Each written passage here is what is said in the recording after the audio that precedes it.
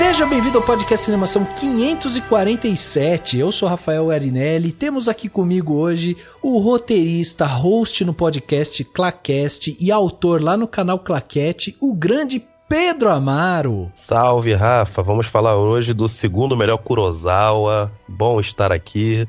Então vai ser um papo bem legal. Já começou assim, né? Polêmica. Segundo melhor? Como assim? Quem é o melhor? É só pela piada. Pela piada. Porque um amigo meu, ele tinha uma camisa dizendo que o Akira Kurosawa era o segundo melhor Kurosawa. Então virou uma piada interna aqui com a gente. Acho que o melhor deve ser o pai dele, que fez ele, né? Deve ser isso. Pode ser também. Boa retórica. Temos aqui também o crítico lá no Cinema com Crítica, o mestre Márcio Salem. O mestre fica por conta de você. Obrigado pelo convite para falar desse grande filme. O Márcio esteve aqui no meu episódio 500, ele que veio aqui explicar pra gente o que um crítico fazia, mas não que ele seja assim referência pra nós, né, Márcio? É só porque você trabalha muito tempo com isso, né? Eu trabalho há 14 anos e contando, né, desde fevereiro de 2010 e foi um ótimo convite participar da edição 500. Eu espero que eu tenha ensinado alguma coisa ou eu não tenha desinformado ninguém. Não, jamais. E para fechar essa mesa aqui, temos a podcaster no plano sequência, filmmaker, editora, Marina Menezes. Olá, que prazer estar de volta, né? Como eu sou antiga de casa, né, já chego assim abrindo a geladeira, sentando com o pé no sofá, eu vou trazer o que caiu em desuso, né, que é a frase. Porque eu sempre vinha despreparada, tinha que pensar numa frase em cima da hora, e hoje que eu pensei não tem mais. Qual é a frase, então eu vou falar. Essa é a natureza da guerra. Ao proteger-nos demais, você protege a si mesmo. Olha, demais. Não vou dizer de onde eu tirei essa frase. Deixa durante o podcast você responde, aí fica aquele cliffhanger. Suspense. Exato.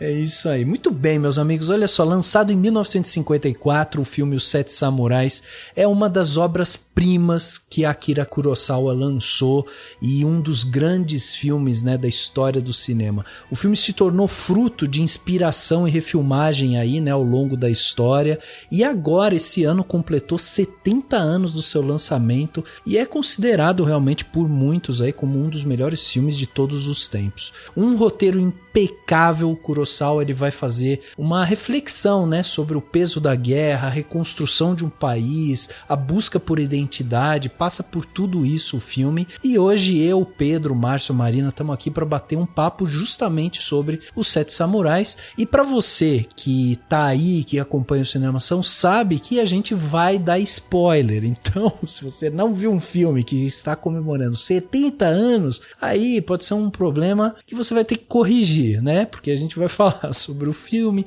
sobre a história do filme, sobre tudo que envolveu esse filme. Vai aí, procurem algum dos streams que certamente você vai encontrar Os Sete Samurais. E é isso, vamos bater um papo sobre esse clássico no segundo ato desse podcast.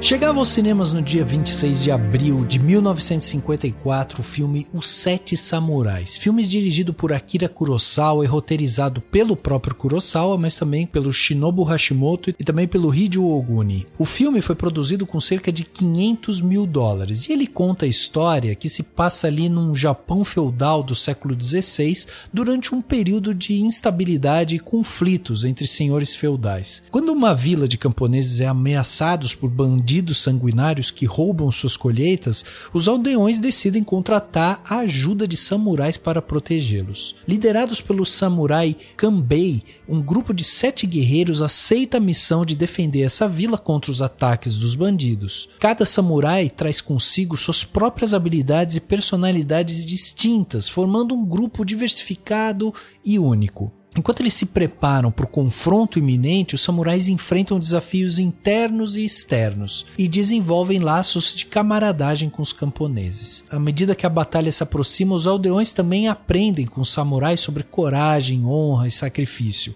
enquanto os guerreiros encontram propósito em proteger os mais vulneráveis. O filme culmina em uma épica batalha entre os samurais e os bandidos que testa os limites de sua força, habilidade, determinação e estratégia. Enfim, essa é a sinopse, né, de Os 7 Samurais, que, como eu já falei, dirigido pelo Kurosawa, mas que tem também a música do Fumio Hayasaka, que faz um grande trabalho. A edição também é do Akira Kurosawa e a produção de design ficou por conta do Takashi Matsumaya. A direção de arte ficou por conta do So Matsumaya e o figurino ficou por conta do Kohei Ezaki e do Mieko Yamaguchi. Uma das características desse filme são os efeitos visuais, como o Kurosawa filmou. E uma pessoa que ajudou demais ele foi o Elji Tsuburoya, que é o cara responsável pela parte de efeitos visuais. Então ele ajudou ali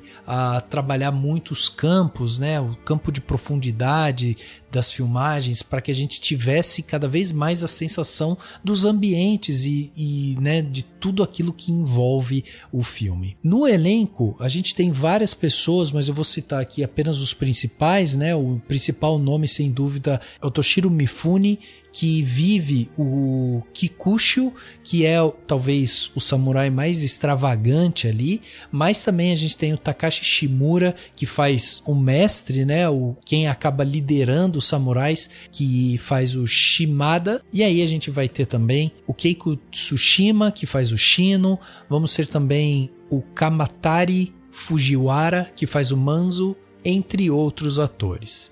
Bom, é importante também citar que esse filme é um marco e, como eu até comentei, é um dos filmes que talvez seja considerado como uma, né, das grandes obras-primas do cinema, um grande filme, muito referenciado, foi refeito, né? Tem uma versão americana, numa versão western, em 7 Homens e um Destino, mas aqui esse filme, ele inclusive ganhou indicação ao Oscar, ele foi indicado a melhor direção de arte e melhor figurino, que é um trabalho esplendoroso o figurino desse filme, inclusive pela quantidade de figurantes que a gente tem no filme. O filme também foi indicado ao BAFTA, né, como melhor filme, com o melhor ator estrangeiro, com Toshiro Mifune, e outro ator estrangeiro também concorreu, que foi o Takashi Shimura, justamente os 2 principais atores do filme. E já no Festival de Veneza, o filme acabou levando o Leão de Prata no Festival de Veneza, um dos prêmios que ele levantou e que acabou coroando aí justamente a trajetória do filme dentro dos festivais. Bom, como eu comentei, logo no começo do filme nós somos apresentados a esse Japão feudal durante o século XVI, então ele se passa ali entre 1501 e 1600, e é ali que a gente conhece esse período de intensa instabilidade política e social do Japão, né? Justamente caracterizado principalmente pelos conflitos entre os senhores feudais rivais, existia também uma guerra civil e uma certa ascensão do poder dos samurais, que a gente consegue ver aqui quando a gente vê esses vários samurais caminhando ali pelas cidades e tal. Então existia uma ascensão do poder deles. E é ali, nesses primeiros minutos dos filmes, que a gente acaba sendo apresentado ao grande problema, ao conflito, né, que vai guiar toda a história que a gente vai acompanhar. Ou seja, já fica ali pré-estabelecido que uma aldeia vai ser atacada por esses bandidos que vão tentar roubar ali, né, a colheita de arroz e tudo mais, e os aldeões precisam tentar resolver essa questão de alguma maneira.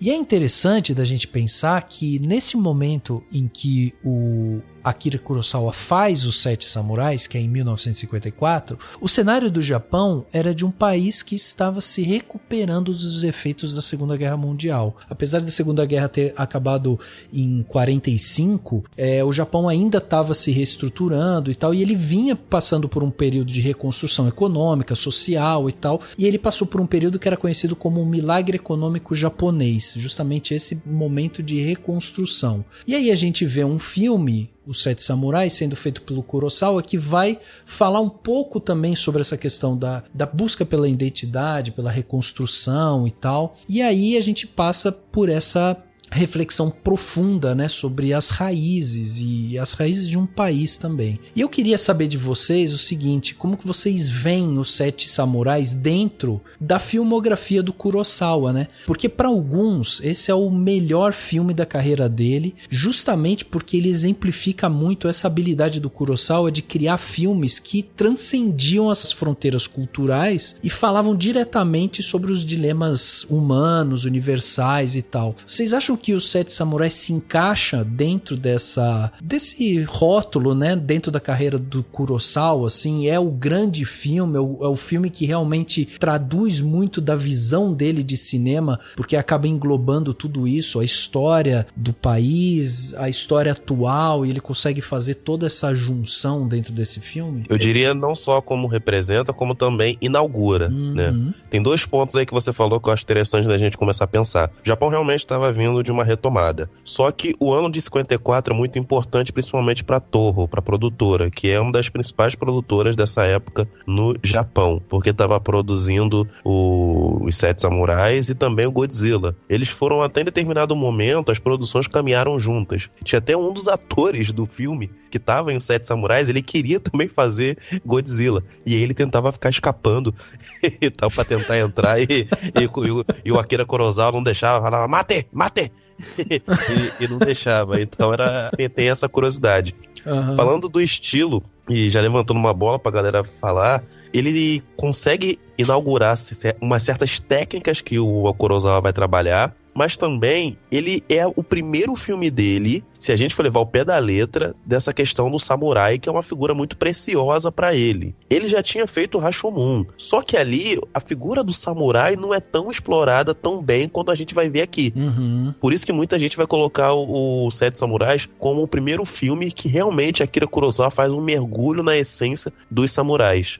Eu acho que é justamente porque aqui não só são samurais, como são ronin, né? Ele vai negar toda uma visão romântica do samurai, né, que era muito comum na época, de colocar o samurai como essa figura de uma honra incorruptível, que está servindo seu senhor, e ele vai trazer outras facetas, né, dessa figura do samurai. Eu acho que o que mais chama atenção para mim e que coloca esse selo, né, no filme como um dos maiores ou o maior do Kurosawa, é porque justamente nesse filme ele consegue trabalhar com arquétipos, não apenas com um personagem, mas com a grande maioria deles, né? Você consegue se relacionar, você consegue encaixar aqueles personagens em várias culturas diferentes. Não à toa, o filme foi refilmado, reproduzido, inspirou um monte de outras coisas imediatamente. Não foi que virou um clássico cultuado e foi ser referenciado depois. Não. Poucos anos depois, Hollywood já estava lá copiando, bebendo da fonte, plagiando. Foi o caso do Por um Punhado de Dólares, né? Então, para mim, o que mais chama atenção, assim, para ser mesmo esse filme vitrine do Kurosawa é realmente essa característica de ser um filme que conseguiu criar arquétipos tão fortes e tão bem construídos que você conseguiu exportar isso para diversas outras situações, culturas e mídias. Isso é incrível. E dentro da filmografia do Kurosawa, já foi citado o Rashomon, que é de 50, mas a gente vai incluir também, além dos Sete Samurais, Yojimbo e Sanjuro, que são filmes que vão lidar com o mito do samurai. E aí vai criar toda uma ideia de um gênero de cinema, que é tipicamente japonês, que é o gênero que discute Bushido. Seriam narrativas que se passavam durante o período do Japão feudal, no qual nós víamos esses personagens, esses samurais. Bem, como a Marina citou, alguns deles Ronin, e é bom deixar claro que o Ronin é o samurai sem mestre, É aquele samurai que perdeu o seu mestre, vaga à procura de alguma coisa. Alguns deles cometem o harakiri, que é o suicídio. Outros fazem como os personagens desses filmes, né? Eles esbarram em uma cidade, eles são encontrados por moradores de uma cidade e eles acabam auxiliando, acabam encontrando um propósito para restaurar a própria honra que eles acreditavam ter perdido. Isso liga muito com o que o Pedro menciona na década de 50 no Japão, que é um país em reconstrução não apenas social, não apenas econômica, mas da própria identidade. Uma identidade que foi destruída pela guerra e também foi destruída pelos princípios supremacistas que o Japão impôs na Ásia naquele período, sobretudo na China. Então, eu acho que dentro da lógica do cinema do Kurosawa, ele já vinha estabelecendo em Rashomon, mas sem dúvida aqui, com muita mais propriedade, ele vai estabelecer esse discurso com o samurai, e ele vai estabelecer as bases de um gênero que vai discutir o samurai como nós aprendemos a conhecer o samurai no cinema contemporâneo, no cinema clássico, e que outros diretores contemporâneos do Kurosawa, como Kobayashi, que vai fazer o Harakiri, que é um filme sobre o ato do Harakiri, mas não só sobre isso, vão discutir, né, dentro daquele período do tempo. Posso só ler quais são as regras do Bushido? Por favor. Esse código de honra, né, dos samurais, que são 7 regras principais, né, que é honra, benevolência, retidão, lealdade, integridade, respeito e coragem heróica. Vocês estavam falando, né, essa questão do Kurosawa inaugurar é muito importante. Tem um fator que ele não é muito creditado, e eu sinto que nos últimos anos tem se falado mais isso, que é um arquétipo, um clichê dentro dos filmes, que é um personagem que vai sair pelo mundo recrutando outros. Né? O Roger Ebert, ele faz uma colocação muito interessante nisso. Existem 3 filmes que se passeiam por isso. Talvez o Akira Kurosawa consiga fazer mais forte. Primeiro é O Segredo das Joias, do John Huston, né? O Segredo das Joias é de 1950. Ele vem antes dos 7 Samurais. Porém, o Ebert, ele não dá tanto ainda crédito, porque ele coloca como que o filme ainda não explora tanto isso, não tem um foco tão grande como a gente vai ver em seguida, né? Outro filme que também trabalha com isso é Bob o Jogador, que não só ele vai também pegar esse clichê e trabalhar, como ele também já serve para pavimentar o lugar para a novela Vague. Só que o Bob o Jogador é de 56. Os 7 Samurais, ele consegue fazer isso muito brilhantemente. Embora ele não inaugure nenhum outro movimento, ele estabelece esse clichê que hoje a gente já sabe, né? De Cós Salteado. Vingadores faz isso, 12 Homens e... Tem um filme, né? 11 Homens, 12 Homens, eu nunca lembro o nome correto. Mas enfim, também está aqui sendo inaugurado pelo Kurosawa.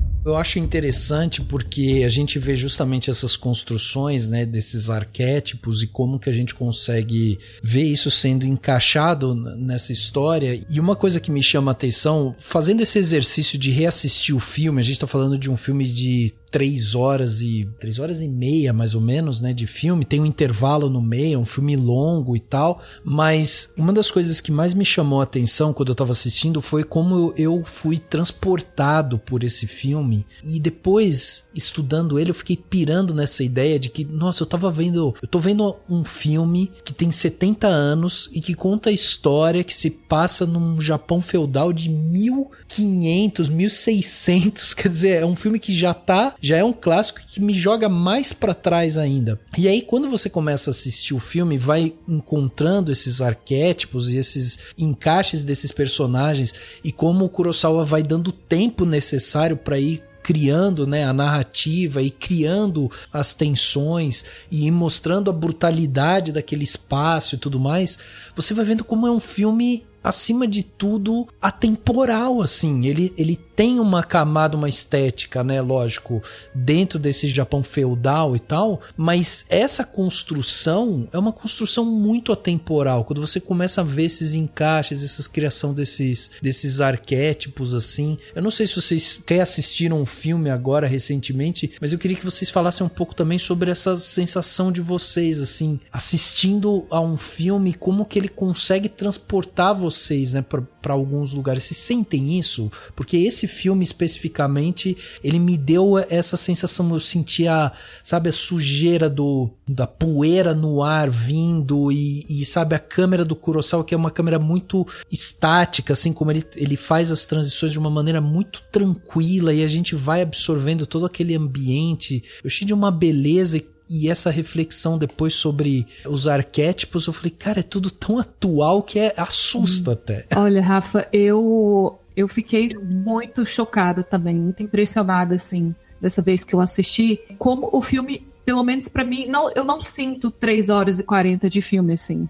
É bizarro. É, bizarro. Porque, por mais que a gente goste, aprecie filmes longos, quando eu vou assistir, por exemplo, um filme que inclusive é bem inspirado nesse Silêncio do Scorsese, por exemplo, foi um filme que eu senti o peso do tempo, assim. E eu acho que bem propositalmente. Cansativo, difícil, eu tive que pausar, tive que ir no banheiro e tudo mais. Não que esse a gente não precise ir no banheiro, né? Tem um intermission ali. Mas esse filme, ele tem uma fluidez e uma dinâmica tão boa, então eu não sinto essas 3 horas e 40. E eu atribuo principalmente a montagem do filme, assim. E eu tenho até que discordar um pouco de você, porque o Kurosawa, ele tem uma câmera estática e contemplativa, mas ele não se resume a isso, porque a câmera dele consegue ser muito dinâmica e muito agitada na maior parte do filme, e é uma coisa até difícil de absorver, porque se você pensa em cinema dos anos 50, você pensa em câmeras enormes, uma geringonça com tripé, e ele consegue dar uma rapidez, uma fluidez para essa câmera que acompanha as pessoas correndo, que acompanha as pessoas lutando, que gira em torno das pessoas no momento de diálogo, no monólogo. Então, eu atribuo essa fluidez que o filme tem,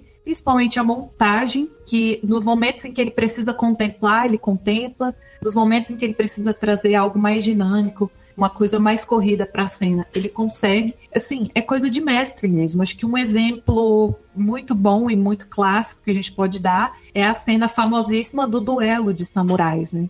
Do samurai com uma pessoa que não era tão samurai assim, né? De um cara que muito estupidamente vai lá tentar duelar com o samurai. Se você para pensar, assim, aquilo é uma aula até de faroeste, né?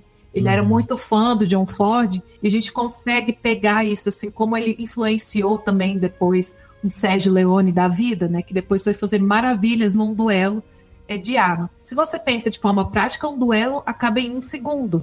Você saca uma arma, atira, morreu quem tem que morrer, acabou o duelo. É a mesma coisa no duelo de samurais. Quem conseguir acertar o outro primeiro ali com a espada, venceu. Mas ele consegue, através da montagem, tanto criar a tensão do momento, né? Ambientar a gente geograficamente ali. Quem é a pessoa que está do lado direito, quem é a pessoa que está do lado esquerdo, quem são as pessoas que estão ao redor, qual que é esse ambiente da luta, né? Então ele usa os enquadramentos mais abertos para a gente ver ali o cenário onde eles estão, e muito pelo olhar do espectador, né? Então ele consegue criar essa tensão, prolongar essa cena, sem ficar cansativa, mantendo a tensão sempre muito pungente ali, e quando o ataque vem, até parece que a gente perde o ar, né? Então, assim, ele consegue contemplar e criar suspensão nos momentos certos, e quando a cena precisa ser mais rápida, ele também não tem medo de cortar a câmera, de fazer a câmera correr, acompanhar. Então, assim, é uma aula mesmo de montagem, né? E uma coisa que me chamou muita atenção dessa vez foi também a trilha sonora. Sim, a trilha é linda, é maravilhosa. Ela parece ser muito eclética também, porque tem momentos que você tem uma coisa bem orquestrada, com bastante instrumento. Tem momentos que você tem só o tambor ali com a voz do homem no fundo. Então a trilha também sabe o lugar dela, ela sabe quando ser bastante estridente e quando deixar o silêncio falar mais alto, assim. Então, eu acho que o filme é muito feliz em conduzir esse ritmo pra gente não se cansar e a gente conseguir essa imersão que o Rafa estava falando, muito por essa questão bem técnica mesmo, né? Da montagem, da trilha sonora e, claro, a direção de câmera do Kurosawa, que é absurda. Eu acho que quem assiste hoje Os Sete Samurais, corre um risco, não digo nem tanto nós, mas um espectador corre o risco de diminuir o filme, porque esse filme que estabelece tantas regras às quais ele está tão acostumado no cinema contemporâneo, então vai olhar... Ele é o clichê, né? Ele é o pai de todos, né? Aí ele vai dizer assim, poxa, mas é tão simples isso daqui. Eu já sei o que vai acontecer com esse personagem. Poxa, mas essa interação é de tal forma, quando na realidade ele está navegando por mares desconhecidos ou está navegando por mares não tão explorados assim até então, né? E corre o risco. E você foi muito feliz quando você citou o trabalho do Kurosawa. Eu acho que o trabalho do Kurosawa é estabelecer o espaço daquela vila e estabelecer a presença dos personagens dentro do quadro. E a gente está falando de um filme que tem o formato 4:3, não 16:9. É um bem filme reduzido, né? É um filme cuja sensação de épico, ele vem pela construção da imagem bem mais do que pelo scope da tela, bem mais do que pelo alargamento da tela, mas é como ele trabalha a imagem, como ele trabalha aquele espaço exibido. E também adorei que você mencionou a ideia dos cowboys, do faroeste, porque os Ronin e os cowboys são personagens muito análogos, daí a transição é muito fácil, a associação é muito fácil de fazer de Os Sete Samurais com as refilmagens ou readaptações que houve no cinema norte-americano, ou mesmo a influência que teve no Star Wars do George Lucas, na figura do Jedi, que também são muito inspirados no Ronin do Kurosawa. Não somente nesse filme, né, mas aí toda a construção do cinema do Kurosawa foi de muita inspiração para o George Lucas, para ele construir os seus Jedi. Então a gente está falando de um filme que estabelece muita coisa, né, de um filme que demarca meio que o tempo, demarca as influências ao longo do tempo, e que até hoje são presentes. Não sei quem é do time do anime, mas você tem um anime que é uma influência do Kurosawa com o Samurai 7. Uhum. Eu ia citar isso lá no final, no detalhe. A verdade nesse momento é que eu olhei tua anotação, as pessoas não sabem, mas a gente tá junto aqui no Rio, eu olhei a anotação dele, e eu disse, cara, eu vou arruinar a vida dele. Enquanto eu fui na cozinha preparar a nossa janta, você olhou, né, canalha? Tá bom.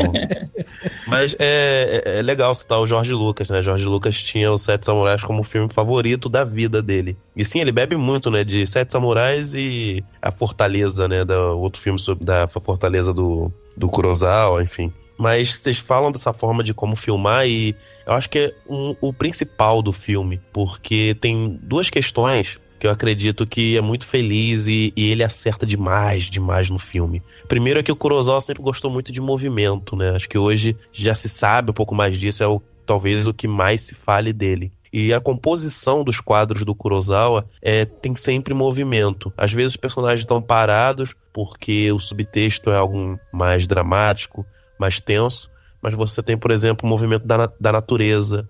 Você tem, às vezes, pessoas passando no fundo, né? Kurosawa usa muito a profundidade de campo. Você sempre vai ter muita coisa para ver no quadro, então a composição dos quadros do Kurosawa deixa sempre os filmes muito interessantes, porque você tem para onde olhar, você tem para onde buscar informação. Não é igual aquela merda do Demolidor, que chega um personagem, olha pro outro, o Demolidor entra no covil do inimigo e olha para ele e o inimigo fala, o que você veio fazer aqui? E o Demolidor responde, vim salvar o meu amigo. Jura, Capitão Óbvio? Eu achava que você veio pedir R$1 de pão. Né? É complicado, né? Mas assim.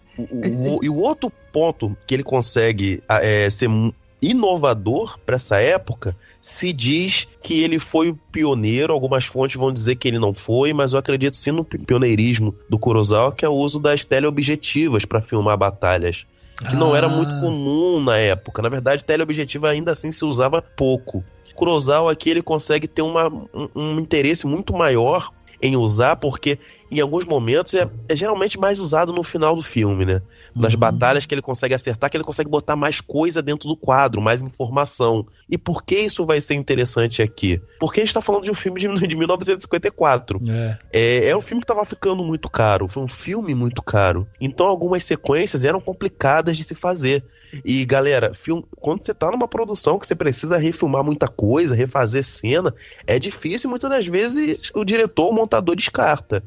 E algumas cenas da batalha, ele só ia poder capturar uma vez. Então, ele usou várias câmeras de várias posições diferentes e uma das minhas suspeitas é que esse foi um dos motivos que ele já de antemão já se preparou para poder montar os quadros com mais informação. Não estou dizendo que a tela objetiva é só para isso, mas nesse ponto eu acredito que foi o que ela mais conseguiu contribuir, e assim ele conseguiu fazer um quadro muito mais interessante, com muita informação acontecendo. Nas batalhas você vê que tem muito personagem dentro, passando, e você consegue entender exatamente... Ele aproxima muito a gente da batalha, né? E ele aproxima muito a gente, Marina, como você falou, dando muita informação dentro do quadro, que aumenta ainda a tensão, porque em determinado momento chove, começa a ficar aquele drama subindo, é lama, é personagem se sujando. Nossa, é uma composição absurda demais. Então, isso é uma coisa que eu gosto muito também. Quando eu tava assistindo o filme, me chamou muito a atenção. Primeiro, essa questão da produção que vocês estavam falando. Essa assinatura, né, do Kurosawa, que é um diretor que gostava de trazer essas inovações tecnológicas, experimentar coisas e tal. E aí a gente vê muito aqui, porque quando você vai assistindo o filme, você vai vendo a quantidade de figurante que tem o filme, você fala, cara, ele teve que trabalhar com muita gente ali. E aí o filme foi um dos mais caros já produzidos no Japão, né, naquela época, justamente porque teve que fazer toda essa parte de produção, despesa com cenário, figurino, enfim, muito uso de equipamento e tal. O próprio cenário, né, a ambientação que ele fez ali, eles acabaram construindo uma vila feudal do zero, com casa, rua, campo de arroz e tal. Fizeram tudo isso lá para conseguir filmar. Não, e um design de produção impecável, né? Diga-se de passagem. Impecável. E uma das coisas que eu gosto muito, que para mim conecta muito justamente com essa maneira dele filmar e tudo mais, é esses respiros que ele vai dar ali na hora que ele tá construindo as cenas. Tem logo no começo, né, no primeiro ato, quando a gente vê a busca dos aldeões ali pelos samurais, quem que eles vão chamar e tal. Quando eles escolhem aquele primeiro samurai, que é o cara, né, que vai ser o grande mestre ali, o líder dos samurais e tal, quando eles escolhem aquele cara, até o aceite dele para ajudar os aldeões é feito toda de uma maneira toda silenciosa, assim. Ele para, respira, pensa, tem momentos que fica um silêncio, não tem trilha, não tem nada, a câmera só acompanha ele andando para um lado, para o outro, aí ele começa a pensar, ele vai falando e tal. Isso posiciona o espectador exatamente na figura do aldeão, assim, a gente está sentado junto com eles esperando a resposta desse cara que deu todos os indícios pra gente que é um samurai espetacular. E eu acho que isso é uma das grandes felicidades, porque ao mesmo tempo que ele cria a tensão, dizendo que a aldeia vai ser atacada e a gente fica sempre esperando esse ataque vir, os próprios samurais, ele não mostra pra gente as habilidades dele sempre de frente, assim, ele não coloca isso de cara pra gente, isso também vai sendo revelado aos poucos. Então você tem muitas vezes que só confiar. Tipo aquele samurai que tá cortando a lenha, por exemplo. A gente não sabe nada sobre ele, mas a gente confia que ele é um cara honrado que vai ajudar. O samurai,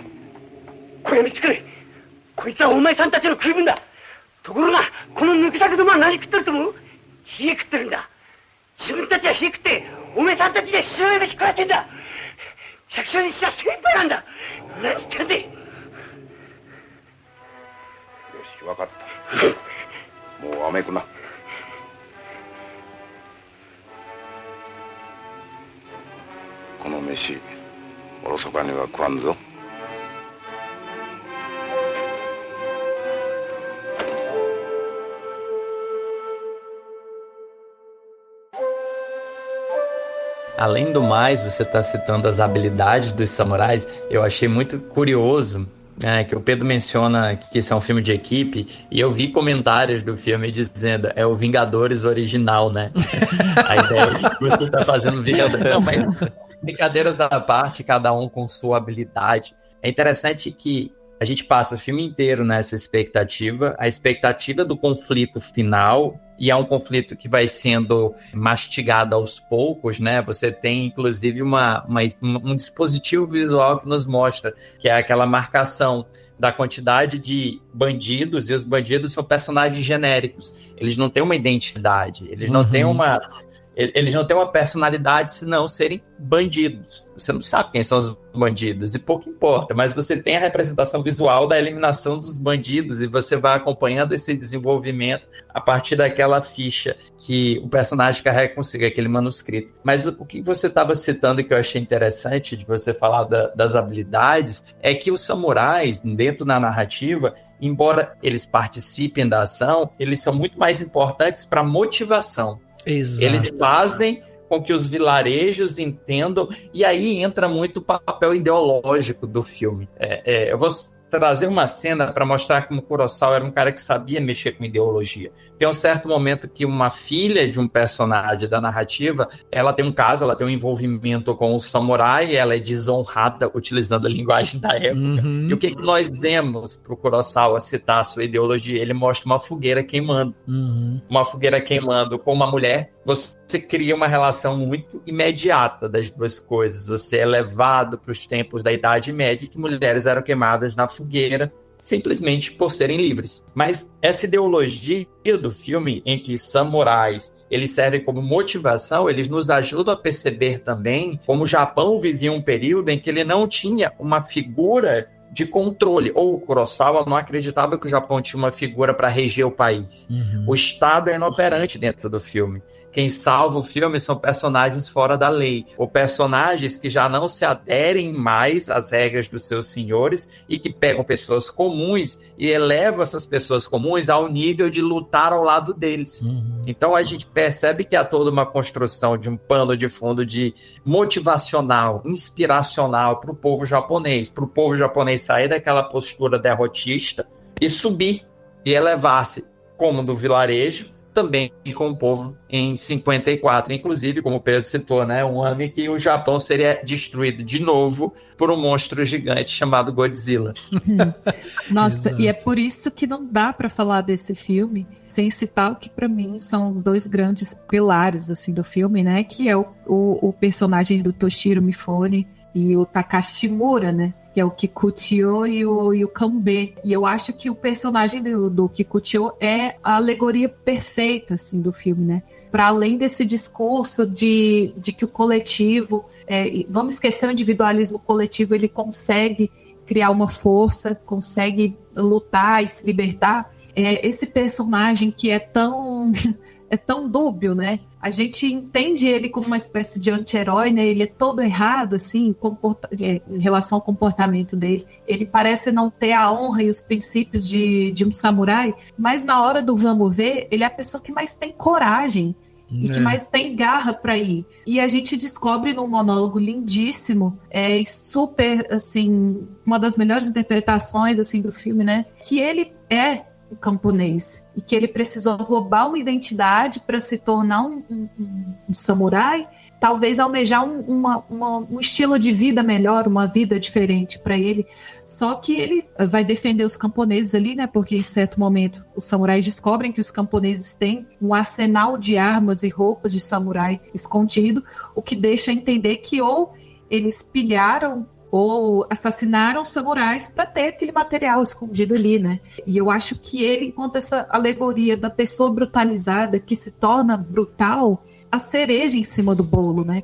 Como o filme não é maniqueísta de forma alguma, assim. Como a gente consegue entender o discurso do Kurosawa muito claramente, assim.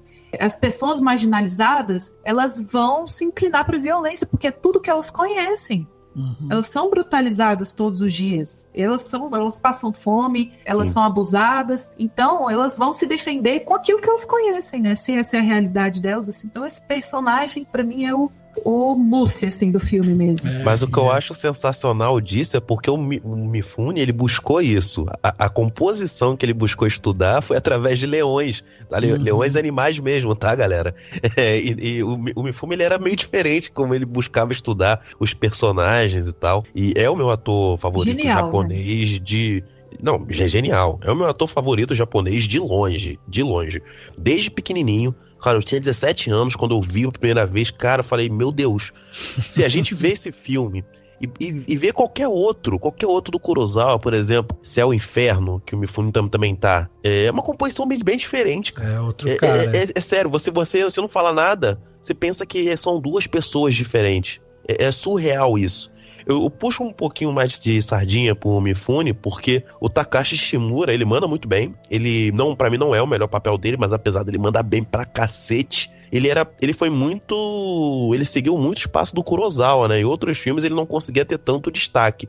O Kurosawa que conseguia dar muita moral pra ele. Já o Mifune conseguiu ter um pouquinho mais de brilho fora. Mas realmente são dois pilares interessantíssimos. E o próprio personagem dialoga com o que você fala, né, Marina? Porque além dele ser violento, é uma pessoa que não tem muito futuro, porque ele não é letrado, tanto que o nome dele é uma piada e ele não tem consciência dessa piada, porque ele não é uma pessoa muito estudada, não é muito letrada. Acho que ele só sabe contar ou ler um pouco, enfim, tem alguma coisa assim, não lembro de uma forma tão precisa. Mas ele não é uma pessoa com uma instrução muito grande. Então, se não fosse por meio da força, da luta, ele não teria nenhuma ambição na vida. O Mifune, é relevante a gente falar da parceria dele com o Kurosawa. Eles fizeram quase 10 filmes juntos. Aliás, eu acho que eles fizeram mais de 10 filmes juntos. Mais de 10. Mais de 10, né? Tem o Anjo Embriagado, que é o primeiro. Teve Cão Danado, O Escândalo, Rashomon, Os Sete Samurais, Trono Manchado de Sangue, mais de 10, sem dúvida. E eles tinham uma colaboração muito forte no final da década de 40, anos 50, anos 60, até que eles simplesmente se separam. Há uma ruptura entre os dois que só vai proporcionar um reencontro cinematográfico de ator e criador, talvez uma parceria parecida com essa, a gente veja com Robert De Niro e Scorsese, por exemplo. E nessas mesmas regras, porque os dois se reencontram na década de 80 com o Kagemusha, que é quando Mifune ele reencontra o Kurosawa na exibição do filme, e até pensa nele para o Han. Então, eu acho uma história interessante. Você mencionou o Toshiro Mifune, que eu acho, pelo menos na minha opinião, o principal ator clássico japonês, né? O principal ator clássico, com o principal diretor japonês daquele período, ou pelo menos o diretor japonês com maior penetração internacional daquele período. E é interessante, né? Tentar entender os motivos pelos quais eles rompem, tentar buscar o que provoca essa cisão entre uma parceria tão criativa e tão produtiva para os dois. Tem até um livro que investiga isso. Eu vou mencionar aqui para quem tiver a curiosidade. Ele não tem tradução em português, mas chama The Emperor and the Wolf, O Imperador e o Lobo, que é um livro escrito pelo Stuart Galbraith. Mas, enfim, né, eu acho uma participação muito legal, uma menção muito legal, uma lembrança muito legal do Mifune do Pedro. Mas conta pra gente um pouquinho, o que foi? O que aconteceu? O Toshiro vai começar a se tornar um ator com muito estofo, e provavelmente ele vai começar a ter mais voz dentro dos filmes. Enfim, vai dar bem de frente. Tem várias teorias. Eu não li esse livro e tal, mas tem várias teorias na internet. Tem muito isso que o Márcio falou, que Toshiro ficou mais famoso, ele era praticamente um Zé Ninguém. E ele gostava realmente muito do Kurosawa, tanto que ele vivia dizendo que o Sete Samurais era um dos melhores filmes que ele já fez. Que Kushio era um dos personagens que ele mais gostou de fazer, porque isso ele falando, tá? Que era praticamente ele na vida real, né? E eu não duvido disso. Preocupante. Ele falou, quem sou eu pra discutir? Só que o Kurosawa, ele, apesar da gente olhar e ver, nossa, é um velhinho tão fofo que daria doce pra gente, mas o Kurosawa dentro de um set virava outra pessoa. Sem dúvida. E os Sete Samurais foi muito desgastante, cara. Foi coisa de maluco. Olha, chegou ao ponto de não saber se o filme ia sair, porque os produtores fizeram 2 ou 3 reuniões para poder chegar à conclusão, vamos interromper o filme ou não, porque tava tendo muito gasto, era muito gasto. Enquanto isso, o Kurosawa tava indo pescar, porque ele já sabia que, gastou muito dinheiro com o filme, vão cancelar, o caramba, já gastaram tanto, é ruim que vão cancelar. Vai ter que lançar, né? Então uma das teorias que dizem foram essas brigas que ele foi tendo. Se a gente for parar pra pensar, né, o Kurosawa ele tem um ano muito fácil de 1950 até 65. Depois pode até falar um pouco melhor disso. E depois começam a vir os problemas na carreira do Kurosawa. Então eu acredito que tem um pouco desse viés aí. Tem problemas de financiamento no fim, meados da década de 60, né? O cinema do Kurosawa é um cinema muito fértil no final dos anos 40 até a década de 60, até Barba Ruiva. Acho que Barba Ruiva é um fracasso do Kurosawa e é também o último filme que ele dirige, o Mifune. E aí vai ficar muito difícil pro Kurosawa começar a financiar os seus filmes. E aí a gente se aprofundar em outros temas aqui, né? A gente ia ter que analisar crise no mercado cinematográfico japonês, no sistema interno, né? Na política industrial do sistema cinematográfica japonesa, como isso impacta Kurosawa, o que isso vai levar na relação dele com o Mifune, mas a gente precisa ter em mente, e às vezes a gente guarda o nome Kurosawa com uma valia muito grande, mas a partir do fim da década de 60, ele vai trabalhar raramente. Ele vai lançar filmes com intervalos de tempo cada vez mais dilatados. E ele sendo um diretor que viveu muito. Só morre bem velhinho, né? Ele morre com mais de 80 anos de idade. O que aconteceu com Coppola, né? Depois do Apocalipse Sinal, por exemplo. Sim, cara, isso me revolta um pouco, sabe? O Kurosawa, ele escancarou o cinema japonês pro mundo, né? Não sendo desrespeitoso com o Ozu e toda a trupe, mas ele foi muito acusado de ser, abre aspas, ocidental demais e antiquado, né? Mas a palavra ocidental demais é que me pega. Porque, vou ser sincero, eu vejo um pouco disso às vezes no nosso cinema brasileiro, sabe? Não dos grandes críticos, não das pessoas ali, mas eu vejo algumas pessoas que às vezes têm resistência a um certo tipo de linguagem e dizer que tá virando americano, tá virando americano demais, virando americano demais. Tipo, já vi amigos meus passarem por isso. E isso me revolta um pouco. Então, isso que o Márcio falou, ele foi cirúrgico, cara. Passa Barba Ruiva em 65 e ele tem dificuldade de fazer financiamento dos filmes. Tanto que eu acho muito interessante a história de Kagemusha e de Han, que eram dois filmes que ele já pensava em fazer. O Kagemusha veio primeiro porque ele queria voltar aos grandes épicos. Só que aí ele teve essa ideia em 75 e ele só foi conseguir financiamento e fazer lá para 1979, quase chegando a 80. E aí ele conseguiu fazer o financiamento do filme, conseguiu sair, e mesmo assim o filme não foi tão sucesso, e ele não tinha segurança de fazer Han, que era naquele momento um dos grandes objetivos dele. O que salva ele é um produtor francês que ele conhece, né, o Silberman, que ele se não me engano é Serge Silberman, que também foi produtor do Buñuel. Ele tinha meio que uma tendência a pegar pessoas fora do país, né? Ele era francês, então ele gostava de produzir filmes de realizadores de fora. Então, cara, é muito triste essa coisa do Kurosawa. Sei que eu tô me alongando, mas só contar uma curiosidadezinha, já que eu falei de Barba Ruiva. Manda ver. Eu fui no evento de anime que o ator do Jiraiya tava, e aí eu gosto de saber a visão deles, né? Porque é que todas as coisas que envolvem o Oriente, às vezes não chega daqui a informação do jeito certo. E eu perguntei pra ele sobre o Kurosawa, como é que ele via o Kurosawa. Nossa, os olhos deles brilharam na hora. E ele começou a falar muito bem, falou que ele fez um teste pro filme quando ele era pequeno, do Kurosawa, mas ele não conseguiu passar. E disse que o filme favorito dele era o Barba Ruiva. Pensa ter isso no seu currículo, né?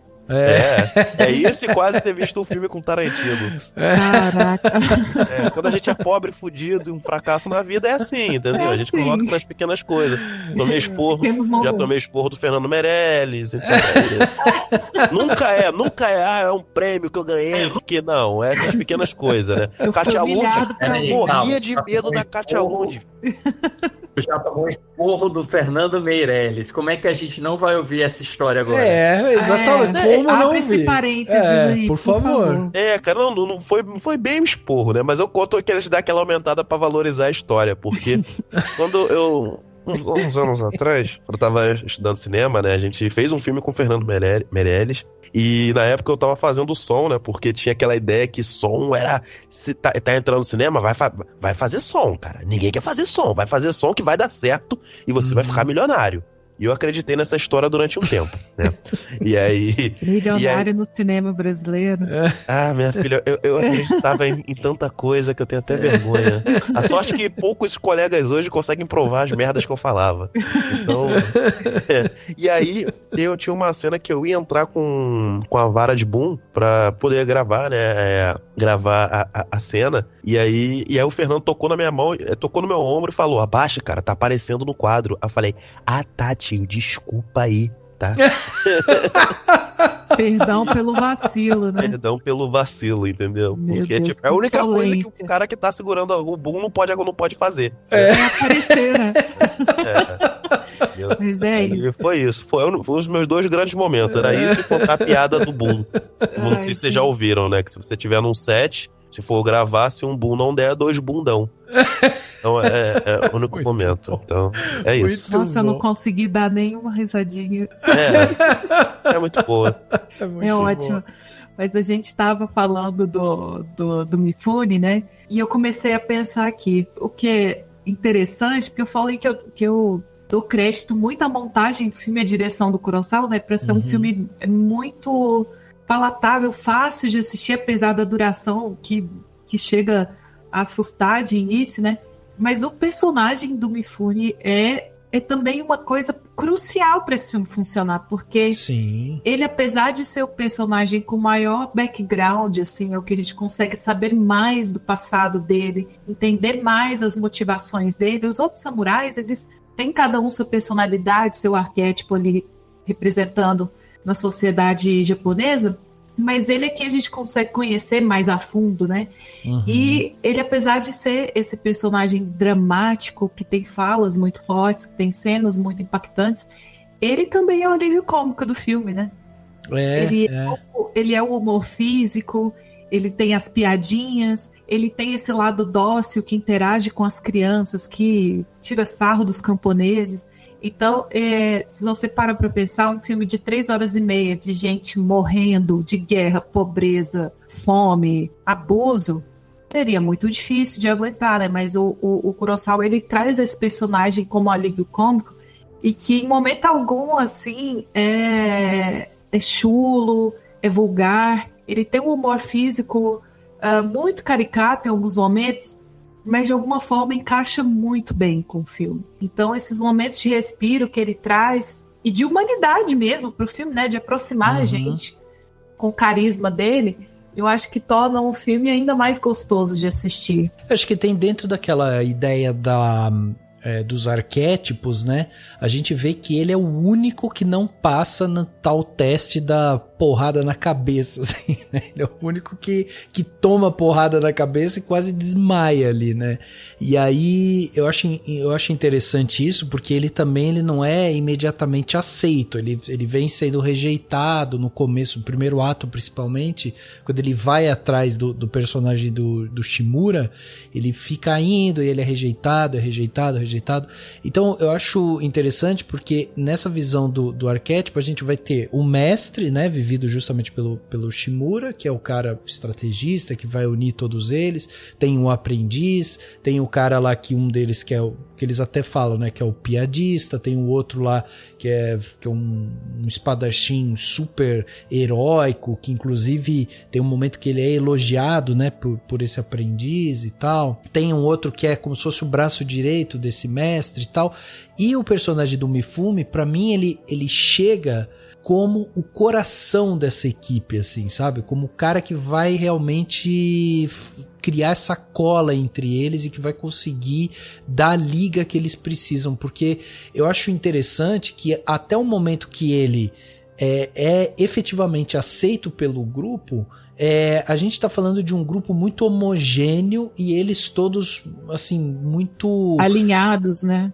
Serenos dentro dessa missão, alinhados, e depois que ele entra, ganha uma leveza no grupo que em vários momentos e até um pouco antes, né, do grande ataque à aldeia e tal, eu senti esse bom humor o tempo todo tomando conta deles. O próprio personagem do Shimura, que é esse mestre, ele em vários momentos assim, ele dá uma risada, ele tira um sarro e tal. E veja, até quando eles chegam a primeira vez lá, né, que eles chegam na aldeia, que daí o Mifune pega, toca o sino, a galera sai correndo, meu Deus, os bandidos chegaram e não sei o que, daí os samurais sobem em cima daquele palanque ali, sei lá, eles sobem em cima daquele tablado e eles ficam, quem foi que tocou o sino? E aí veio o Mifune, vocês são os medrosos, Na hora que eu assisti aquilo, eu falei assim, agora o Shimura vai descer o cacete nesse cara. E nada, eles saem rindo, eles acham engraçado aquilo, porque tem uma coisa dessa leveza, dessa autoconfiança, desse respeito mútuo entre esses samurais, assim, que é isso que é transmitido. E isso é uma das coisas que eu acho muito bem construídas aqui pelo Kurosawa, porque é isso.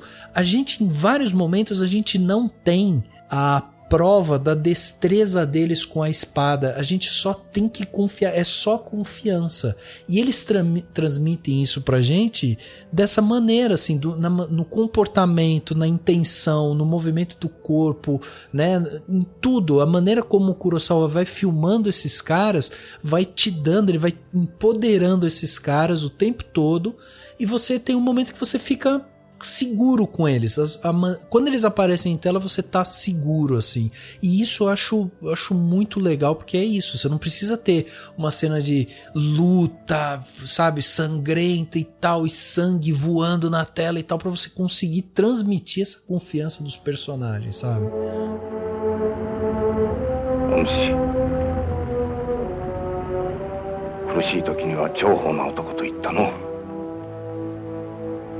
苦しくなるのはこれからだが。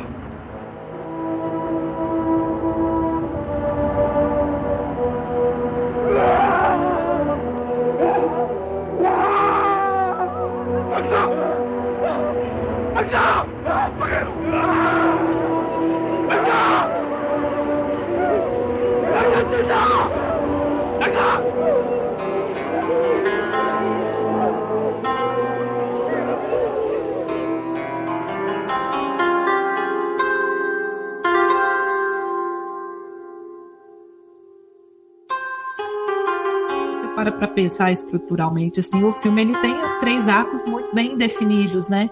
Uhum. A gente tem o início ali onde ele apresenta esse problema pra gente, né?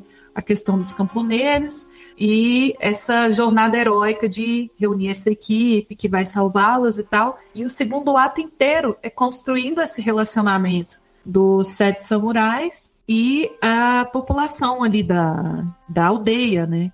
Então, ele toma o tempo necessário tanto para situar a gente na dinâmica daquele lugar, quem faz o quê, para onde vai cada pessoa, onde fica a casa do ancião, onde fica a ponte, a saída sul, norte, leste, oeste. Eu já saí de lá sabendo todas as saídas e entradas do vilarejo, para quando a ação se estabelecer, ele não precisar ficar com diálogos expositivos horrorosos, assim, igual acontece no Vingadores, né?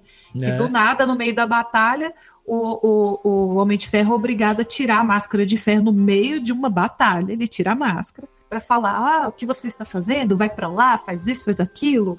Então, ele poupa a gente de ter que ter esse tanto de explicação. Ele apresenta as coisas de uma forma tão orgânica, a gente, né, se mergulha ali na dinâmica daquele lugar, daquelas pessoas, a gente compra o relacionamento deles, e aí quando a ação acontece, a gente só tem que sentir, assim, né? Sem explicar nada. Eu acho até tem um momento, o Márcio até levantou essa bola aqui quando ele falou sobre a questão ideológica, né? E como que o Kurosawa faz isso, insere isso de uma maneira tão cirúrgica no meio do filme. E a hora que o Márcio estava falando, eu até lembrei que essa cena da moça se dá um pouco antes da grande batalha final. E isso é tão simbólico pensando nessa questão ideológica também, né, Márcio? Porque, assim, eles estão todos preparados, estão cansados, né? Existe toda uma pressão de como que essa aldeia vai resistir a esses ataques e tal. E, de repente, para esse discurso do ataque, da guerra e tal, para falar sobre uma questão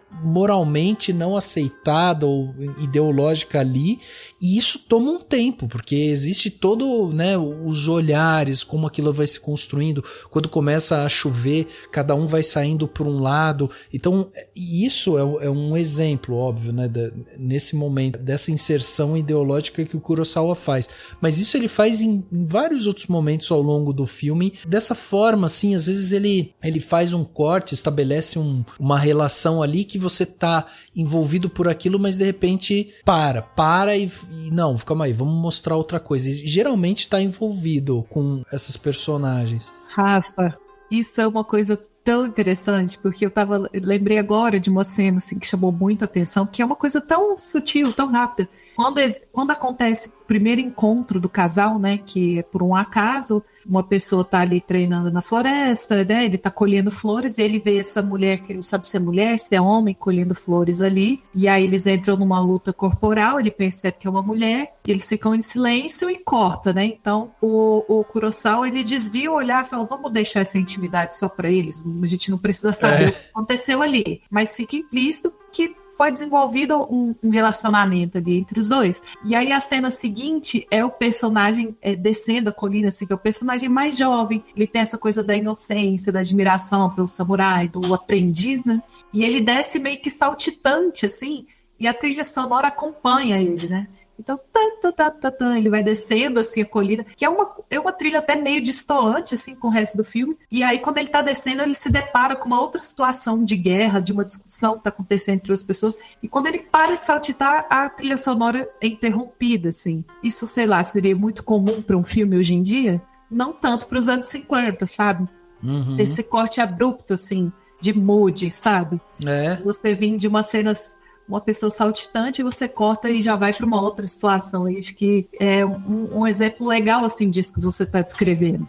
Mas o Kurosawa, nesse filme, ele consegue ter uns momentos mais abruptos que não seriam tão recorrentes em alguns filmes da filmografia dele. Por exemplo, tem elipses que ele faz através daquele efeito de wipe, quando você coloca como se fosse uma cortina passando da esquerda para a direita ou da direita para a esquerda. E aí ele consegue fazer um corte no tempo, em alavancar a história e avançar a história para frente, em determinado momento do tempo, e dá aquela sensação de tempo passando. Tem essa questão do corte seco, em muitos momentos, né, de cortar exatamente para a reação dos outros personagens, né? O Kurosawa sempre gostou de ser muito expressivo, até porque ele tem um amor, ele tem um pezinho ali no cinema clássico, no cinema mudo, onde ele já disse que ele gostava das cenas onde não tinha não tinha nada na tela dizendo o que, através de palavra, através de letra, o que acontecia no filme. Ele gostava de ver só a reação dos personagens. Então acho que tem um pouco disso também. Márcio tá aí? Márcio dormiu. Dormiu, É real? Não sei, o Márcio não estava respondendo. Acho real, cara. Perdemos o Márcio. Mas eu achei que eu escutaria um samurai que ronco. morreu. Escutaria um ronco. Ele prometeu que ia roncar. Tô esperando. Me ouvindo assim? Agora sim, estamos ouvindo. Márcio, o microfone tá com problema mesmo? O Miguel, olha o Miguel. Olha o Miguel. Fala pra gente. Eu tô tentando falar desde o momento em que o Rafael citou a cena da fogueira, que eu ia dizer que tem uma explicação, ou pelo menos eu enxergo uma explicação pro fato de ter uma cena envolvendo aquele momento específico, que Os Sete Samurais é um filme sobre honra, é um filme sobre resgate da honra, um filme sobre resgate do valor. Então, dentro daquele contexto, tem até uma lição de moral dada pelo samurai. Perguntar por que algo consensual feito com duas pessoas que se amam te incomoda tanto, né? Falando pro pai dela. Então, eu tô tentando falar isso há muito tempo. Pois diga. Pode falar. Pode ficar à vontade agora. Mas, enfim, essa brincadeira que tá acontecendo aqui, gente, que tá ouvindo agora, isso aqui é assim, quando começou o nosso bate-papo, quando a gente se reuniu na sala, eu tava bocejando um pouco, eu falei que eu tava um pouco cansado, aí todo mundo achou que eu tinha dormido, eu não dormi. não dormi. Eu estava aqui desesperado. Não desesperado, também eu não vou forçar. Eu estava aqui tentando lidar com problemas técnicos, como o Kurosawa lidava com problemas técnicos também. É isso mesmo. É isso. E aí eu sou o quê? Eu sou recriminado. E shame on you. Ô Márcio, mas ó, se você quiser, o último comentário aí que o Pedro fez, né, falando sobre a admiração do Kurosawa pelo cinema mudo, né, e a Marina também lembrou sobre esses cortes secos, né, que acontecem muitas vezes ao longo do filme, então não sei se você quer fazer algum comentário sobre isso. A gente mencionou já, né, a utilização de profundidade de campo para criar dentro do Letterboxd, do 4.3, é um senso de espetáculo, um senso épico, que você vai conseguir com mais facilidade no cinema de meados da década de 60, com o scope, né, com o formato scope, com 16:9.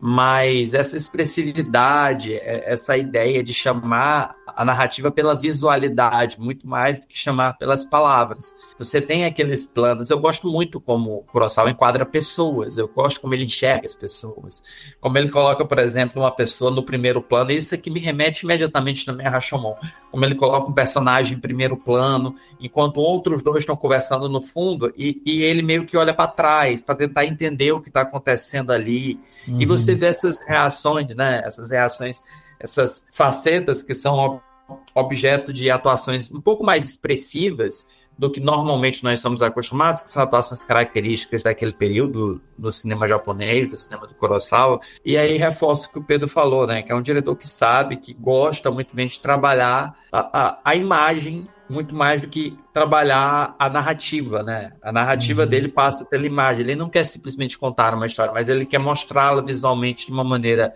impactante. E aí tem que falar da cena da luta na chuva, né? A cena final, que é também uma dessas cenas apoteóticas do cinema do Kurosawa, uma cena que é valorizada pelo esmero, pela visualidade, pela construção, que nós fomos preparados ao longo de todas as 3 horas até chegar naquele momento, toda aquela construção que se encerra ali na chuva, que é visualmente bonito, expressivo, dispensa palavras. Você sabe que esse lance da câmera dele, como ele utiliza os espaços, eu acho muito interessante também, porque aqui ele não faz isso com frequência, ele faz assim oportunamente, sabe, num determinado momento e tal, que é o uso de câmera lenta, né, que ele usa justamente para trazer o impacto daquela situação ali. Então, aprenda Zack Snyder. Exatamente, porque ele faz isso e aí ele dá um peso psicológico para aquilo, desses acontecimentos, e aí isso acaba elevando justamente esse significado das imagens que a gente está vendo. Então, isso é muito legal. E até tem um exemplo que eu acho muito bom, que a Marina estava falando sobre a música e tal, né? A música do Fumio Hayasaka, né? Que foi quem fez as músicas e tal. E tem uma cena que eu achei muito boa, que ilustra muito bem essa questão da música, que é quando o primeiro samurai morre. Quando eles vão fazer aquela emboscada, que eles colocam o fogo lá no lugar onde os bandidos estão e tal, e o primeiro morre. Tem um momento que eles estão ali, né, no enterro e naquele monte, e aí eles estão ali falando e começa aquela coisa de, não chora e tal. E tem uma melodia que ela é muito melancólica, assim, é uma melodia triste. Eles acabaram de perder um deles. Esse personagem que se perdeu fazia parte, inclusive, já desses camponeses, então existe uma comoção geral ali. Só que no momento em que o personagem do Mifune sobe e planta a bandeira, a música sofre uma alteração, ela ganha uns tambores e ela fica muito assemelhada a uma música dessas de batalhão, de guerra, né, de exército. Ele ganha um outro aspecto, assim. Dá uma esperança. Dá uma esperança pra gente, cara. Exatamente. E eu acho que tem a ver com o que você falou, e somando também que o Márcio e a Marina falaram, ele soma duas questões, nessa questão do drama com a questão também ideológica, porque o Márcio falou aqui muito bem que tem uma questão da honra, tem uma questão de ser trabalhada quem são aquelas pessoas e o que eles valorizam. Se ele for parar pra analisar friamente, nenhum samurai morre pela espada. Nenhum é vencido em combate. todos eles são superados por armas de fogo. E que pro Japão, em vários momentos, em vários períodos, principalmente aquele que ele tá trabalhando, era como se fossem armas mais covardes. Porque tirava, você Sem tinha honra, uma certa... né? Você tinha uma vantagem sobre o seu inimigo. Então, aqui você consegue ver o Kurosawa trabalhando uma ideia que, por mais que vão ter perdas do lado dos heróis, são perdas muito mais acima do que eles poderiam lidar. Porque tudo que eles conseguem fazer, eles alcançam no filme. Ou seja, pela espada, pela honra, eles não vão ser superados. Cara, isso é um conceito muito bonito. É muito bonito mesmo. Quem luta de igual pra eles não consegue vencer, né? Sim, a figura do samurai, a gente percebe, né, que pro Kurosawa é algo muito, muito caro. Ele diz, não tô dizendo que é mentira, mas ele diz que ele é ancestral de samurai, né? Então, tipo, hoje a gente critica a Lady Gaga quando ela sempre conta que tem um ancestral, parte da família, um italiano, um africano, enfim, toda hora ela mete um desses, né? O Kurosawa já tava criando essas ideias lá atrás.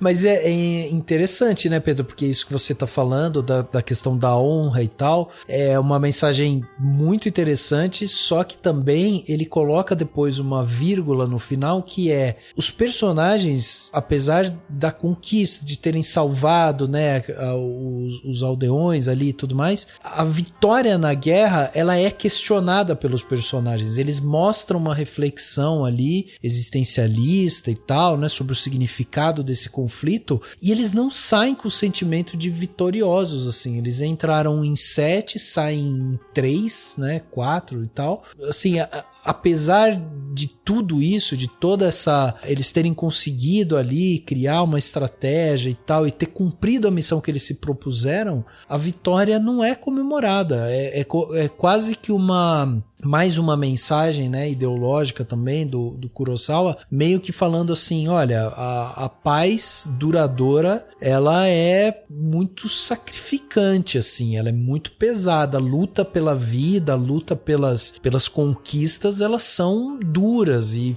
elas continuam, não existe tempo a se perder, sabe? Tem que ir atrás mesmo e tal, e eu acho que isso fica também muito latente por isso, porque você não vê os personagens sentados e, que felicidade, vencemos, né? Não, esse é um dos melhores finais de filme, assim, porque, de novo, né, ele toma o tempo para fazer toda uma construção de relacionamento, uma construção social, de discurso mesmo, tanto do filme em si quanto de cada personagem. Então, quando ele chega no final, ele não precisa dar um discurso gigante de 3 páginas. O filme termina com 3 frases ali. A gente terminou derrotado. Mas como assim derrotado? A vitória foi dos camponeses e não nossa, né?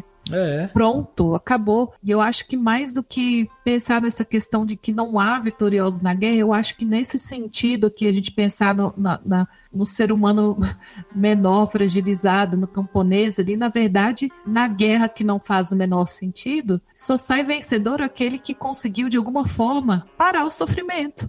A pessoa que deixou de sofrer, porque é isso que a gente vê aqui, né? Uma população, um campesinato completamente abandonado, sem governo, sem líderes, sem lei, assim, completamente abandonados mesmo, e um sofrimento sem fim, gente. Acho que não existe coisa pior do que passar fome, né? E sem perspectiva de melhora, porque se a gente pensa nessa questão feudal, se a pessoa nascia camponesa, ela morria camponesa. Não existe ascensão social nesse cenário aqui. Você vai nascer e morrer naquela aldeia. Você vai plantar arroz e vai morrer plantando arroz. E às vezes você não vai ter o que comer em casa. Então, se essas pessoas que sofriam e passavam fome deixaram de sofrer e conquistaram, de certa forma, alguma liberdade, essa é a única vitória possível nesse sentido, né? Então é uma aula assim, de como finalizar um filme, né? A gente tem tantos diretores bons que não sabem terminar o filme, né? Sempre coloca um discurso moralista no final, sempre coloca uma cena brega, e aqui termina num silêncio, a câmera sobe e mostra aquela espécie de cemitério que eles fazem ali, e assim termina o filme, né? Pois é. 3 frases.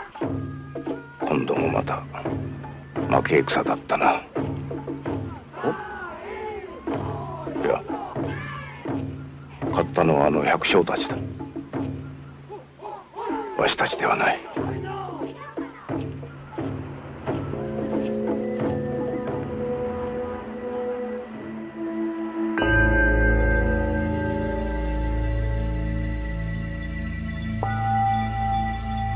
E até pensando por esse caminho, eu ia até perguntar, Márcio, não sei se você tem essa impressão, é que eu achei muito interessante quando você falou sobre essa inserção, né, dessa questão ideológica, e eu queria perguntar para você se você acha que existe dentro do filme algum tipo de questionamento que é feito pelo Kurosawa a respeito de todo e qualquer tipo de castas imagináveis dentro dessa sociedade japonesa, porque a gente vê vários personagens sempre se lamentando. A gente tem um personagem se lamentando ser camponês, um outro se lamentando porque é uma coisa, o outro outra, e os únicos personagens que demonstram algum tipo de orgulho ou de força, né, por aquilo que são os samurais. E aí quando você termina o filme com esses samurais dizendo que eles são os derrotados, dá um gostinho agridoce assim, e traz justamente essa reflexão de que existe uma insatisfação meio que geral com todo o sistema que rege eles ali, né, no final das contas. Eu acho que rola muito dessa... Eu acho que rola um discurso de mobilismo. Sim. E mobilismo social dentro da narrativa. Tem um aspecto que merece ser chamado a atenção, que é o pagamento. O pagamento é em arroz. Uhum. Para pagar os samurais em arroz, os camponeses comem milheto. Milheto é uma cultura que ela é normalmente utilizada, por exemplo, em grandes plantações, para descansar a terra, para uma nova plantação do produto primário daquela terra específica. Ou seja, o milheto é a própria natureza. É o subproduto. É a identidade desses camponeses. A Marina citou, né, que eles vão morrer camponeses. Eles nasceram camponeses, vão morrer camponeses. A grande diferença no final do filme é que eles vão morrer camponeses comendo arroz e não sendo açoitados por bandidos inominados. Mas eu vejo, mas eu não vejo, sabe? Eu não vejo explicitamente um discurso em relação a isso. Eu vejo que o Kurosawa, ele parte de um drama histórico, uma sociedade muito específica do Japão, na qual você tem um grupo de pessoas cujo único objetivo na vida é trabalhar, comer, espera-se permanecer em segurança. É só isso. A vida deles se resume a isso. E aí você consegue transportar isso para o Japão da década de 50, que tem também o japonês médio, o japonês operário, o japonês trabalhador, que só queria trabalhar, conseguir o seu e torcer para que nada de pior lhe acontecesse. Era basicamente isso, né? Você consegue fazer uma comparação. Mas eu não vejo necessariamente uma crítica em relação a isso. Uhum. Eu vejo mais uma situação que é dada. É assim que é a sociedade. É assim que as coisas estão. Não há como você transitar. Você tem 3 tipos de pessoas dentro dessa sociedade: camponeses, bandidos e samurais Ronin. E não há como ir um Estado invisível, um Estado que não trabalha, um Estado que não protege esses pequenos vilarejos, essas comunidades. E é isso. Você tem esse mundo não há comunicação de um lado para o outro. Inclusive os camponeses, quando aproximam-se dos samurais no início do filme, eles aproximam-se com medo de ofender os samurais, dado o nível de respeito, dado o nível de honraria ao qual eles reconheciam essas pessoas dentro da sociedade japonesa. Então, assim, eu não vejo, mas é difícil também ignorar, né? É difícil ignorar que um retrato é aquilo. No dia do teatro, o Antônio Fagundes, ele postou um vídeo que lembrou do Roda Viva, que ele fala que todo teatro é político. Aí a gente expande, toda arte é política. E é político nem que seja por omissão. Mas eu também gostaria de dizer que não só por ação ou por omissão, mas o próprio retrato, a própria menção da existência já é um gesto político, porque já desinvisibiliza ou desmarginaliza pessoas que são invisibilizadas ou marginalizadas. Então, mesmo mostrar aquela situação, mostrar o nível de humilhação, bem entre aspas aqui, mas o nível de submissão daqueles camponeses à figura dos samurais para serem protegidos, eu acho que já é uma evidência de uma ênfase crítica da sociedade. Ainda que não seja nada explícito, ainda que não seja nada pedagógico.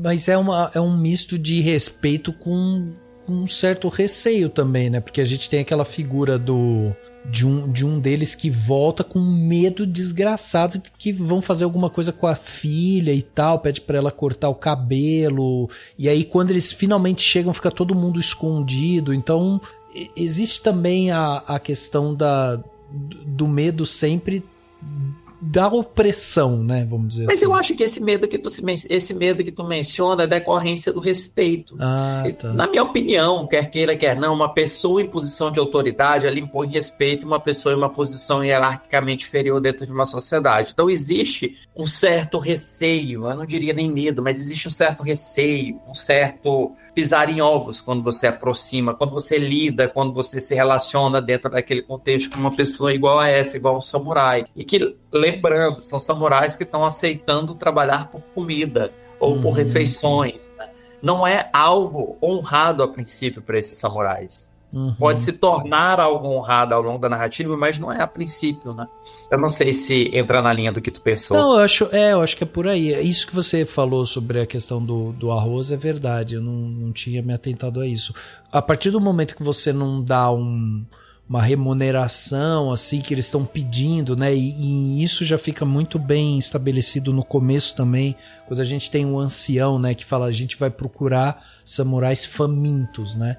Então já fica meio pré-estabelecido que eles estão procurando samurais que talvez não sejam, vamos dizer, os samurais, né, de primeira linha e tudo mais, mas eles estão procurando alguém que esteja disposto a fazer uma doação. E aí, como esse povo já está muito acostumado com toda essa repressão e tal, apesar deles terem um respeito, eles sabem que às vezes esses samurais vão chegar lá e vão querer algo mais, né? Afinal de contas, a gente está falando de um Japão feudal que tinha, né, justamente por característica essa sociedade estratificada, altamente hierárquica, né, dominada por senhores feudais e tal. Então eles estavam o tempo todo sendo açoitados ali e tal. Então, assim, o medo realmente vem e existe justamente essa questão do respeito, porque os samurais, por outro lado, eles eram esse membro, né, da classe de guerreiros ali, que acabavam ocupando essa posição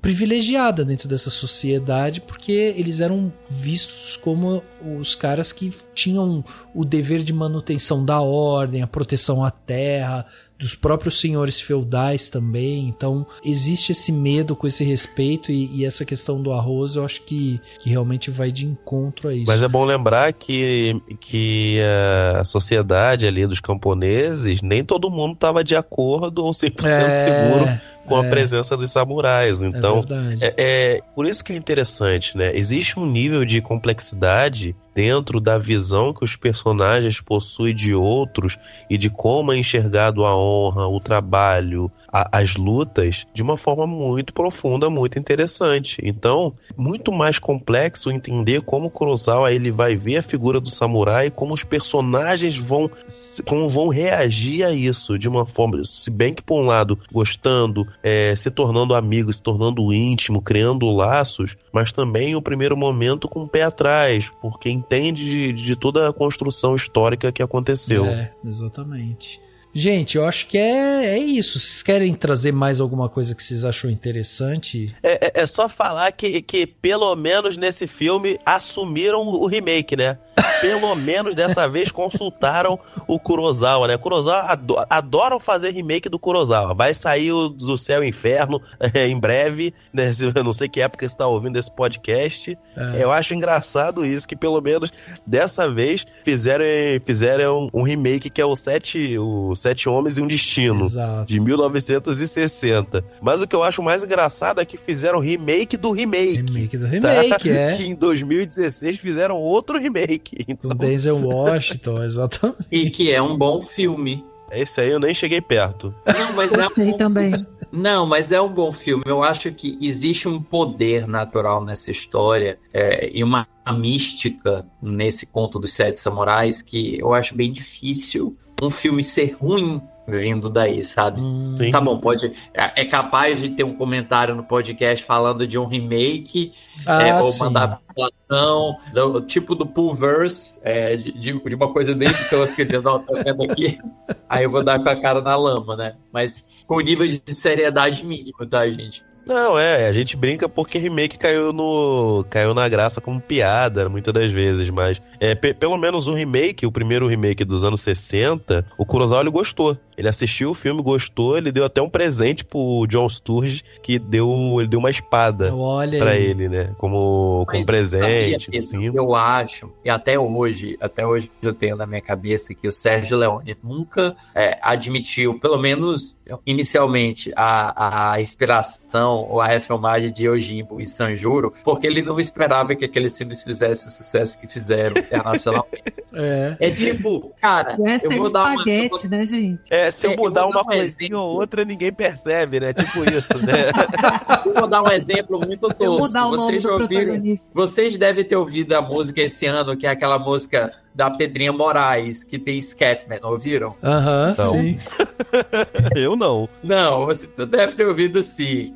É aquela coisa, o cara mixou um trecho muito reconhecível de uma música do Scatman Joe, e ele talvez não esperava que tivesse feito sucesso, sabe? Então se apareceu o processo depois nas costas dele, ele vai dizer assim, vou ter que pagar, né? Porque eu peguei. Mas é porque talvez eu não esperasse esse sucesso. Eu acho que existe um pouco disso também. Eu não tô defendendo quem pegou a obra do Kurosawa, mas eu tô tentando meio que justificar dentro de uma linguagem. Cara, se o Faroeste Spaghetti fosse pagar direitos autorais pro Kurosawa pra adaptação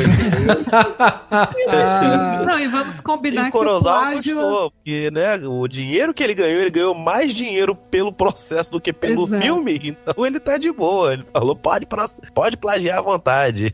Não, e a cópia é uma forma de elogio também, né? Assim, né? Hoje é crime. Marina, na época eu já não sei. É aquele negócio, né? Se alguém quiser copiar uma crítica minha, por exemplo, não sei se eu vou considerar um elogio, não. Mas pague pelo menos, né? Pague por isso. Estamos entrando numa seara polêmica. Agora é o bloco de fofoca. A senhora provoca. A fofoca é com o Pedro. O Pedro, inclusive, estava em off contando pra gente muitas fofocas da cena. Nossa, suculentas, viu? Exatamente, eu tenho que trazer o entretenimento. Porque já tem o Márcio contribuindo, já tem a Marina que arrebenta. Eu vou fazer o quê? Pelo menos eu tenho que trazer a alegria da festa, né? É isso aí. Não, a gente tem notícia pra espalhar no fio Twitter por 2 meses, pelo menos. Você foi o nosso que cuteou, né, do dia, trazendo alegria. Olha só. O alívio cômico. Com aqueles, isso aí, eu vou encarar isso como algo positivo. Com aqueles títulos, né, Márcio? Você não vai saber quem discutiu no cinema esses tempos atrás. Não, aí eu vou começar Você assim, vai ficar cara, chocado. Perdeu tudo, morando de aluguel. Vai ter um dia que eu vou acordar de manhã e vou dizer assim, rapaz, até agora eu tô pensando na história que o @Pedro, eu vou botar lá o @ do Pedro, que o @Pedro me contou de uma briga na cabine e tal. Tal filme sobre... Rafael, interrompa isso. Exatamente. Pior que você não sabe, mas ultimamente eu tenho me visto também cada vez mais fofoqueiro e tô adorando. A minha esposa às vezes chega pra mim, né? E fala assim: você não sabe, eu paro tudo que eu tô fazendo e falo, eu não sei o que, pelo amor de Deus, você me conta agora. O casal que fofoca junto permanece unido, né? Exatamente. Essa é a regra.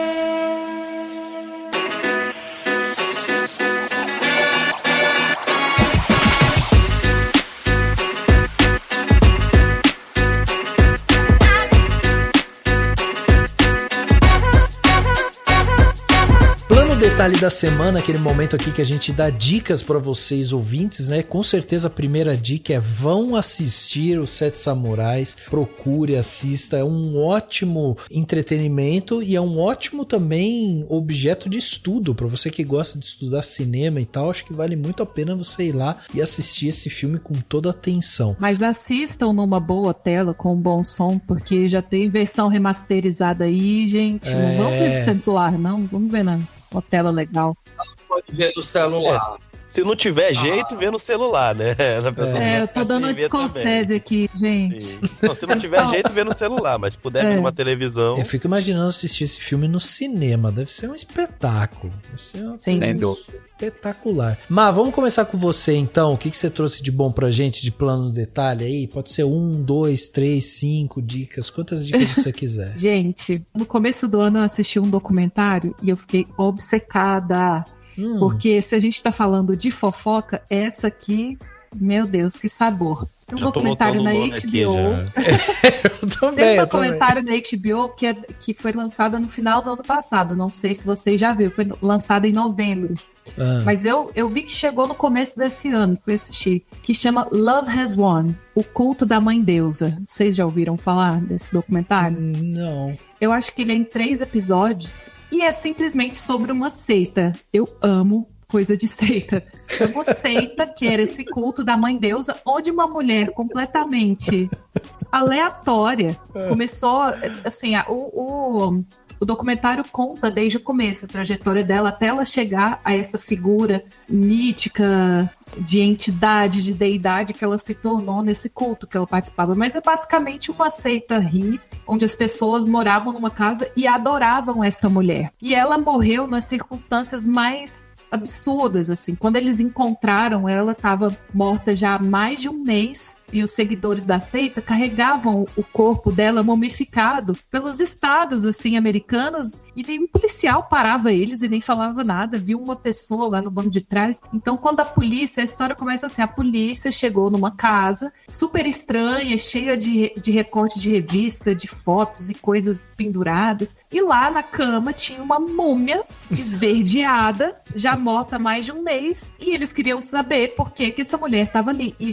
gente, realmente ela morreu com a pele azulada. Por uma questão ali do culto, da seita, ela tomava um remédio que é um remédio com prata na composição, e esse remédio, quando você toma em excesso, ele transforma a sua pele em azul, assim, ela fica brilhante, tipo um prateado mesmo, e azul. Então toda essa mítica que envolve a morte dessa mulher de forma misteriosa, essa mulher brilhosa e azul naquela cama, ela é destrinchada ao longo dos 3 episódios, assim, do documentário, e é muito interessante entender, porque o documentário entrevista as pessoas da seita, e mesmo ela morrendo, sendo que eles tinham certeza de que ela não morreria, ela seria abduzida por alienígenas, eles continuam na seita, eles continuam na religião, eles continuam acreditando nela como uma deusa e tal, e eles participam do documentário, eles contam a versão deles, então é muito interessante entender o que existe por trás dessas crenças absurdas, das pessoas que vendem tudo e mudam a vida e abandonam família, filhos para seguir uma coisa absurda dessa, assim. É bem interessante mesmo, e entender essa figura complexa que era essa mãe deusa, né? O nome dela é Amy Carlson. Então, tem vários plot twists, assim, também. Fofoca de primeira qualidade, gente. O culto da mãe deusa, Love Has Won, que era o nome da igreja dela, Love Has Won. Assistam, gente. Maravilhoso. Que demais. Olha, vou anotar aqui, vou assistir, porque eu sou um fofoqueirinho, confesso. Então já tá aqui na minha lista. Demais, Má, muito bom. Pedrão, e você? O que você trouxe de bom pra gente de plano detalhe aí pra galera consumir, assistir, fazer aí durante essa semana? Vamos que vamos. Eu trouxe 3 coisinhas aqui. Uma o Márcio já falou, já adiantou. Eu vou começar pelo que eu acho que talvez as pessoas, a maioria dos ouvintes aqui já conheçam, mas quem não conhece, seria legal dar uma oportunidade, que é o vídeo do Composing Movement, que é do canal Every Frame é Painting, que é um canal que já encerrou, mas ele tem um vídeo ótimo sobre como o Akira Kurosawa faz a composição de movimento nos quadros. A gente comentou um pouquinho aqui disso. Então, tá lá no YouTube. É um vídeo, cara, que vale ouro. Uma aula de cinema, tá? Uma aula de cinema. Vale muito a pena. provavelmente muita gente aqui já conhece, mas que se você ainda não viu, vale a pena. O outro é o Samurai 7, é o anime, se eu não me engano, no momento da gravação deste podcast, tá na Netflix. É um anime que já tem alguns aninhos, mas ele é ótimo, cara. É maravilhoso porque ele é baseado nos 7 Samurais, só que ele modifica algumas coisas. Ele brinca com essa questão de futurismo, mas ao mesmo tempo uma questão mais medieval. E ele consegue ter uma questão muito mais dramática. Eu não vou falar porque pode parecer um spoiler, mas ele consegue ter uma questão mais dramática na construção dos personagens, como eles são apresentados, o que eles constroem entre si e o que vai acontecer no final. Por último, é O Céu e o Inferno do Kurosawa, que é um filme de 1963. Pra mim, é o filme mais subestimado do Kurosawa, porque, segundo o Scorsese, é o filme que consegue criar um balé visual.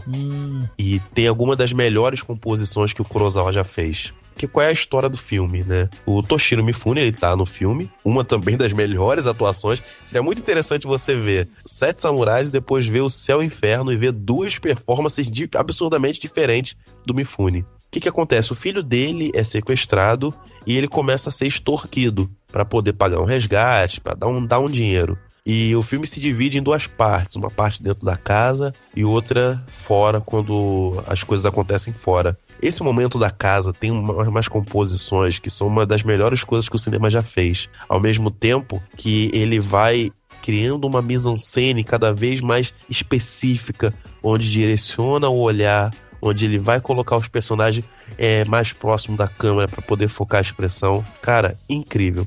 Veja que você com certeza não vai se arrepender. Perfeito. Lembrando vocês, ouvintes, que tudo que a gente está falando, né, aqui vai ter link no post desse podcast ou na descrição, né, do episódio. Então você pode ir lá, vai estar tudo marcadinho que cada um falou, é só você clicar e já ir direto. Então quando a gente fala assim, vai lá, assiste tal coisa, já vai ter link para você poder ir lá assistir. E a gente tem aqui também o plano de detalhe do Márcio. O Márcio está aqui para dar dicas também. Marcião, o que você trouxe pra gente de bom? Então, para início de mês, isso aqui não é 1º de abril, tá, gente? Início de mês é o período em que os serviços de streaming, sobretudo a Netflix e a Prime Video, começam a trazer para o seu catálogo ou renovar no seu catálogo algumas produções.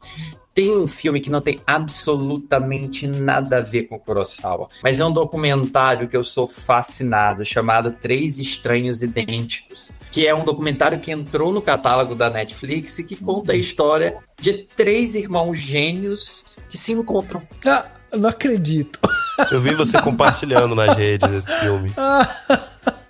Eu não vou dizer mais coisa, porque é aquele tipo de documentário que a pessoa fica assim, cara, peraí, o que tá rolando aqui? Como é que isso tá acontecendo? Na realidade, né, é um evento que acontece na década de 80, que são trigêmeos, que descobrem que foram separados na infância. É sobre como eles se reencontram e sobre as circunstâncias da separação e o que isso impacta na vida de cada um deles. Bem, esse aqui tá na lista, tá na Netflix, acho um baita filme. Tem um filme que eu gosto muito, e aqui vai fazer um aceno para uma notícia dessa semana, que é o Instinto Artificial, Ex Machina, do Alex Garland. Uma ficção científica que tem no elenco a Alicia Vikander, o Oscar Isaac e o Domhnall Gleeson.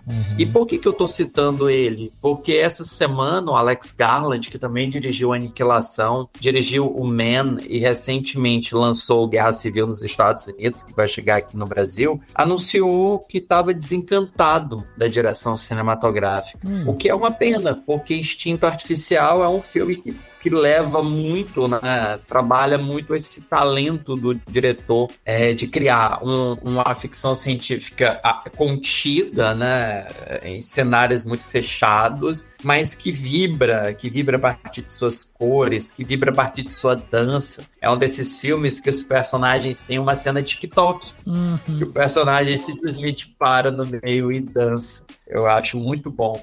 Esses dois na Netflix. E vale a pena mencionar que a Prime Video trouxe alguns clássicos. Putz, aqueles assim de cair o queixo, como Mensageiro do Diabo, com Robert Mitchum. Não sei se vocês já conhecem, né? Se vocês já assistiram. O Senhor das Moscas. Assim, eu acho que se a gente fizesse, se o Prime Video valorizasse o catálogo deles talvez eles teriam um público muito maior do que a Netflix, porque tem muito filme bom lá. Olha, o Mensageiro do Diabo, tem o Rollerball clássico, que entrou também, que é um filme muito significativo de um período do tempo muito específico do cinema norte-americano. Então aí são 5 filmes que não tem absoluta nenhuma menção e nenhuma referência com o filme do Kurosawa.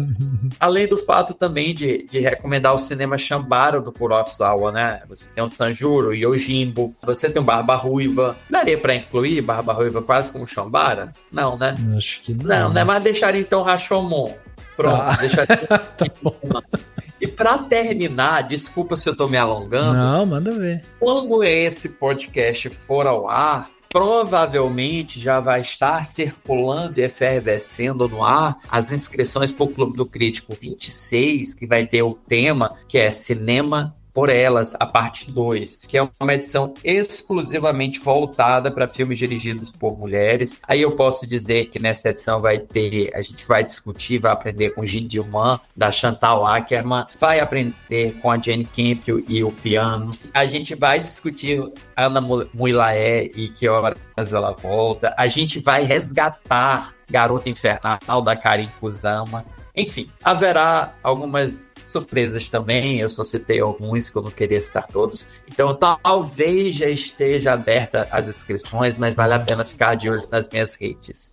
E obrigado pela oportunidade de fazer um merchanzinho, viu, Rafael? Ah, imagina, tem mais é que fazer. E vale a pena citar, né? A gente vai ter aula sobre a Alice Guy Blaché, a gente vai ter aula sobre a Chantal. Que delícia. A gente vai ter aula sobre crítica feminista, que não é comigo, obviamente, mas a gente vai ter aula sobre crítica feminista. Essa é uma edição bem legal. Caraca, olha só, vou ficar de olho aqui. Quem sabe eu também não apareço por lá, hein? Pra participar. É sensacional, então, a lista aqui, né? Da maioria das coisas que o Márcio falou vai estar aqui. E para fechar o plano detalhe, eu trouxe aqui uma minissérie que eu adorei também. É nesse esquema meio true crime, mais ou menos o que a Marina trouxe pra gente. Mas, enfim, na verdade, né, é uma ficção, né? Porque tem os atores ali e tal. Mas tá no Max e é a minissérie A Escada. A Escada é uma minissérie que tem no papel principal o Colin Firth e também a Toni Collette. E a história basicamente é o seguinte: um casal aparentemente tem uma vida boa, cheia de filhos e felizes e tal. Um belo dia eles acordam e descobrem que a mãe, né, da família ali morreu no pé da escada. E aí começa toda uma investigação do que aconteceu. E uma primeira ideia é que ela caiu da escada, bateu a cabeça e tal, e acabou morrendo ali com a batida no chão. Mas aí começa-se a investigar um pouco mais e a coisa vai escalando, né? Então é baseado em fatos reais, os personagens, os nomes dos personagens inclusive são reais. Se você jogar o nome dos personagens no Google, você vai ver quem são essas pessoas e tal. E é basicamente uma série de tribunal, assim, de investigação. Então é muito legal porque você vai meio que descobrindo junto e as coisas vão ganhando versões diferentes, e eles construíram de uma maneira que você realmente fica sem saber qual caminho seguir, se existe um assassino, se não existe, se ela caiu da escada, se não caiu, tudo vai sendo desmascarado assim aos poucos, e ficou muito bacana. E uma das coisas que eu mais gosto da série, que mais me chamou a atenção, foi a montagem. Tem episódios, se eu não me engano, são 8 episódios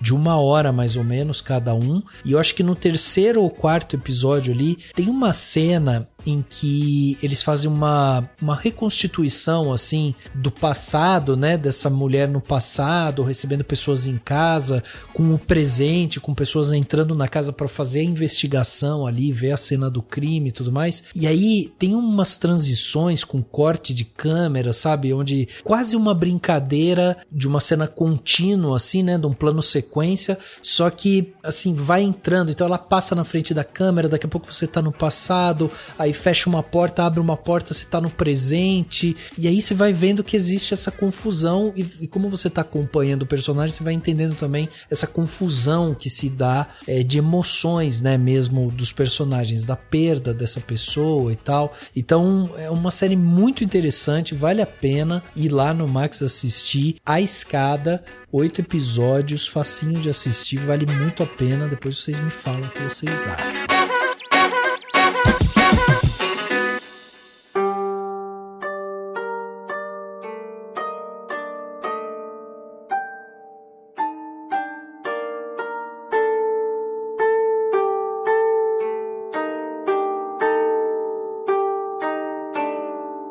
E é isso, gente. Chegando aqui então no final desse podcast Cinemação 547, batemos esse papo sensacional aqui sobre os 7 Samurais.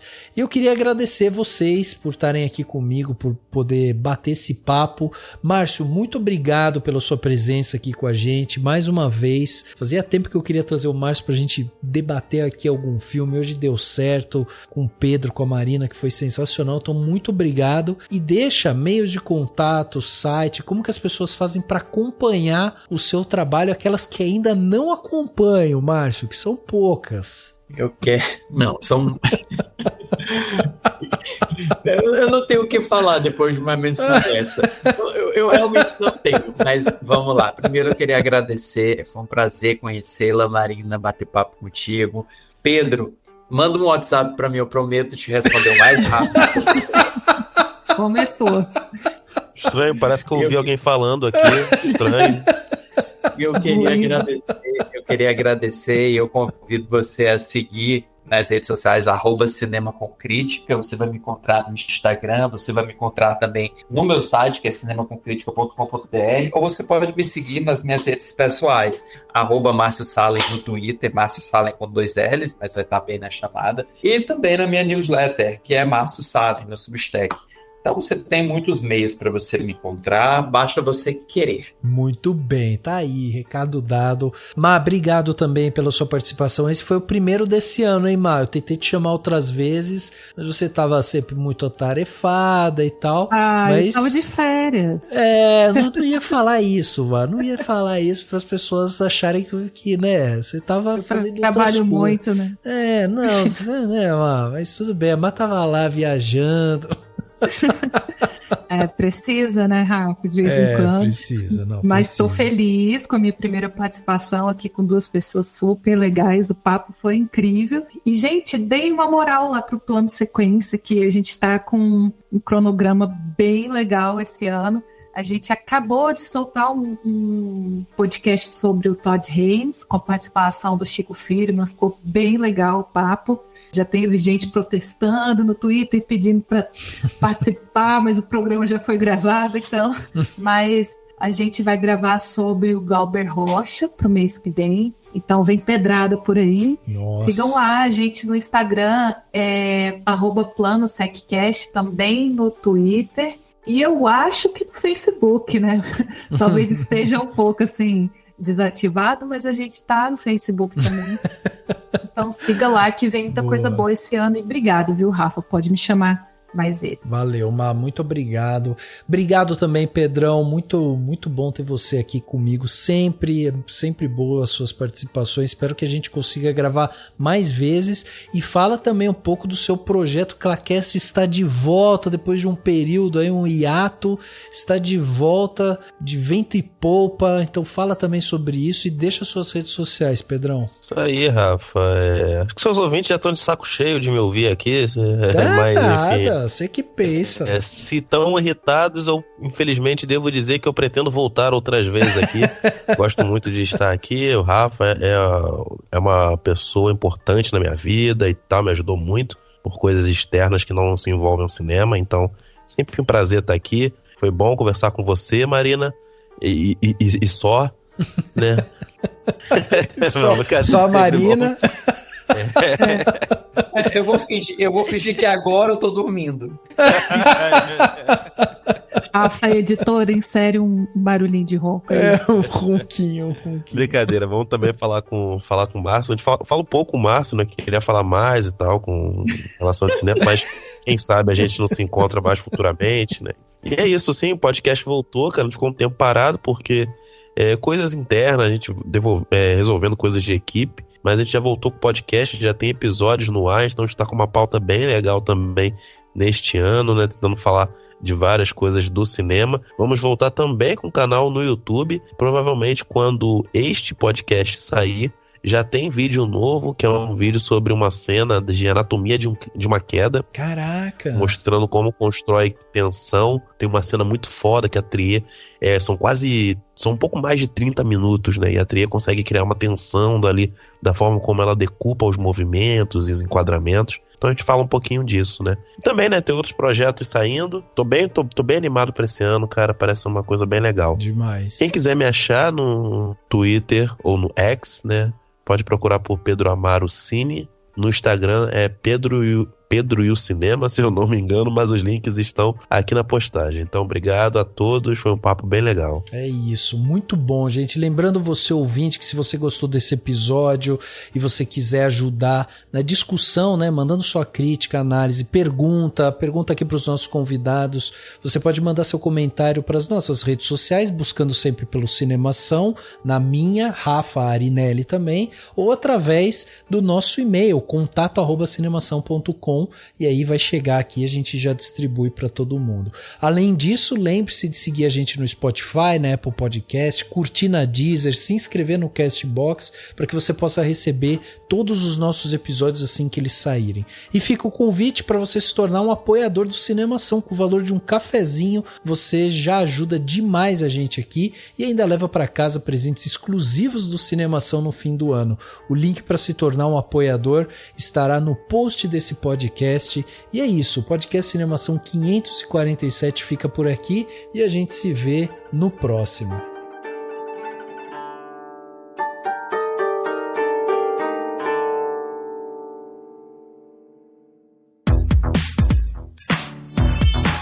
Esse podcast foi editado pela Isso Aí Design. Tudo isso é forma com função. É design estratégico. É isso aí.